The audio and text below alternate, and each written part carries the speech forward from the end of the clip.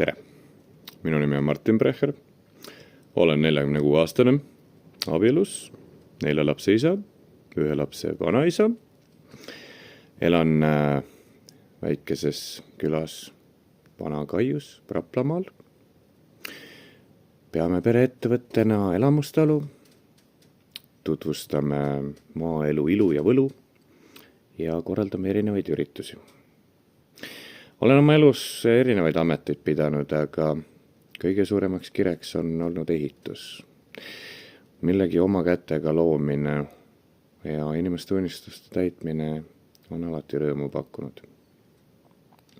Õppida meeldib rohkem läbi praktiliste kogemuste.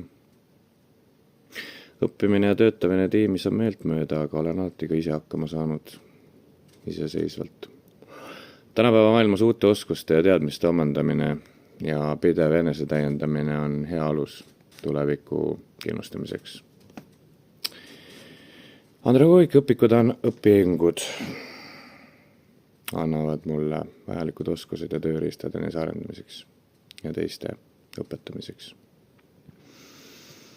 Andragoogikani tõi mind soov oma praktilisi oskusi ja teadmisi edasi anda.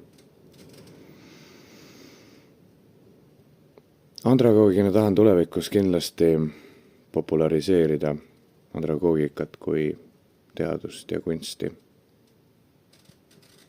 õpetamiskunsti. Hetkel on Eestis üle 600 andragoogi koolitatud. Ja kui küsida suvaliselt inimeselt tänaval, kes on andragoog, siis peale pisikest pausi tuleb vastusküsimus. Aga kas see on see meeste arst või? Vahest tahetakse ka pedagoogiga ühte patta. Tulevase andragoogina soovin, et minuga nii ei juhtuks ja inimesed, kes andragoogi teenuseid vajavad, leiaks tee minuni lihtsalt. Kohtume tulevikus.